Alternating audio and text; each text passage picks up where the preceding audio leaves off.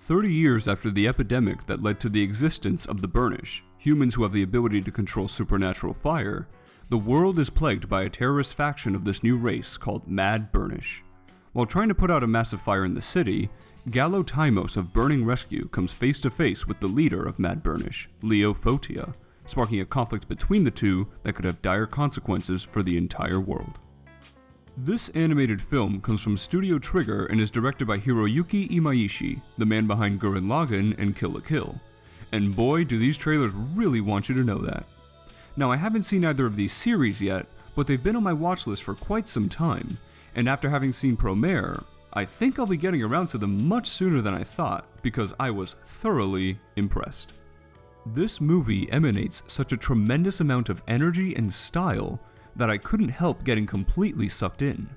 Following a mysterious and alluring opening, the picture shifts into overdrive and bombards the audience with an onslaught of visual splendor, musical euphoria, and unrivaled flair. Seeing a film with such unapologetic panache for its direction and tone is incredibly refreshing, and a lot of that boils down to the stellar visual quality. 3D CG animation has grown quite stale for me over the past few years. It's become the norm for mainstream animated features, but not much has changed in a while. Sure, it improves slightly each year, what with better textures, more intricate details, and better lighting. I just feel it's gotten a bit old and familiar. But here comes Promare to shake things up fashionably. The movie combines its hand-drawn characters with 3D animation to create something wholly unique. I mean, just look at it. Can you honestly say you've ever seen anything like this? You know, besides Kill la Kill? The vibrant colors pop off the screen with undeniable vigor, like a rainbow performing in Cirque du Soleil. Okay, maybe not the best analogy, but you get the point. And the digital camera work is insane. The exuberant tracking shots make you feel like you're on one hell of a roller coaster, especially the long takes during those amazing action sequences. Promare is an exercise in exaggeration that, surprisingly, pays off. While the film does give you some quiet, ponderous moments amidst its bombastic nature, and they're impactful, it doesn't shy away from going overboard when it doesn't have to. The best example I can give is when one of the characters presses a button. Sounds simple, right? Well, not with this movie. During this brief action, there are a handful of extreme close-ups stitched together by speedy whip pans, all of which generates adrenaline for what is, conceptually, a basic motion. It's these touches that make this picture so special and give it its singular form. Also lending a hand with that is the music. My god, the music. Rarely do I ever prefer the soundtrack of a film to its score, but this movie's soundtrack is just too good. Don't get me wrong, the musical compositions are excellent as well, and highlight the emotions and themes splendidly, but the lyrical pieces are so potent with passion that they became one of the main takeaways for me. Songs like Gallant Ones, Superfly, and Nexus come in at the right moments to make a scene all the more epic. Both versions of Ashes are beautiful in their somber hopefulness, and Inferno is perfectly suited to guide us through the enrapturing finale. Right, I guess I haven't talked much about the story yet. An early confrontation between Gallo and Leo sets up the central conflict, with the former representing justice and the latter a dangerous terrorist group. However, it quickly becomes apparent that everything is not as black and white as it seems. I really do appreciate how this film gradually unfolds to reveal its layers, which works particularly well for its villain characters. The two main antagonists come across as cookie-cutter bad guys at first, but each one becomes much more developed and multifaceted as the picture progresses, making the plot all the more complex. And thank God for this gradual method of reveals, because this movie gets totally bonkers by the time the third act rolls around, and without it, this would be a very different experience. The film pulls out some pretty bizarre plot points, like really out there kind of stuff. Were it not for the time we are given to process these outlandish developments, the picture could have been a complete mess. But no matter how insane things get, Promare manages to stay its course and remain coherent, thanks also in part to the charming bravado with which it tackles some of its more peculiar elements. The voice cast is yet another high point.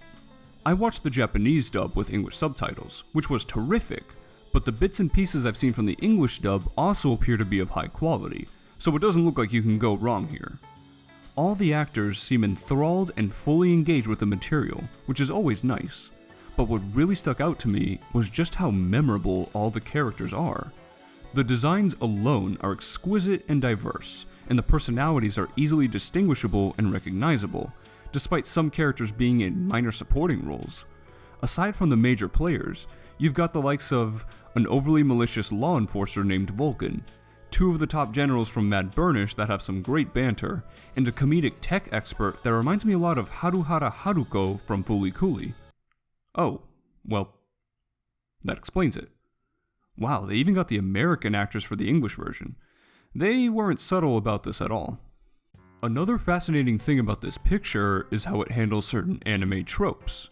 Promare finds a balance between making fun of these cliches while also implementing them. Whenever a new character is introduced, for example, or a new mech is unveiled, we're shown an over-the-top title card announcing what we're seeing. It's definitely in line with the Japanese style, and may not jive with American audiences, but it does help the viewer remember the names of each character going forward, so it ends up working out very well. Another example is how it approaches the infamous protagonist's mantra. The traditional anime hero often has some sort of idea or belief that they constantly repeat. Believe it! Believe it! Believe it! Believe it! Believe it! Believe it! Believe it! Believe it! I can't believe it! In this case, it's Gallo's burning firefighter's soul. I'll extinguish you with my burning soul! And yeah, it's cheesy and goofy whenever he shouts it, but what's great is how all the characters around him react to it. They all dismiss his immature outbursts with such deadpan disinterest that you can't help but love how self-aware this movie is. Today, you pyromaniac bastard! This guy an idiot? Definitely an idiot. My only gripe with the film has to do with the story. While the movie offers a riveting tale of perspective, oppression, and prejudice, along with some badass mecha battles, it's rather telegraphed early on how things might play out. There's no way you'll be able to predict some of the crazier twists, but the broad strokes of the plot are pretty plain to see. It's a consequence of telling a story that's been done numerous times before, but it hampers the picture to such a minute degree, and the film does such a good job of putting an original spin on this sort of plot, that it's more like a nitpick than an actual problem. Promare left me stunned. It's fueled by intense creativity and endless charisma, providing a refreshing and unique movie-going experience. The visuals entranced me, the music transported me, the story engrossed me. The action sequences are filled with breathless battles that make the most of the big screen, and the emotional heft took me by surprise. It's an all-around magnificent picture and an overwhelming experience. It's definitely not for everyone, and one look at the trailers will tell you whether you're on board or not. But if you're on the fence about it, I think you'll be rewarded fantastically for taking the risk of watching it. This is not only one of the best animated features of the year, but one of the best films of 2019 period. A real winner. I give Promare an A. Thank you so much for watching this review. If you liked the video, then please consider giving it a thumbs up and subscribing to my channel for similar content, because that would really help me out. You can also follow me on Twitter at MiamiMovieMan, and if you want to keep up with what I'm watching, then go ahead and look me up on Letterboxd as well. I'm the Miami Movie Man, and I'll see you in the next video.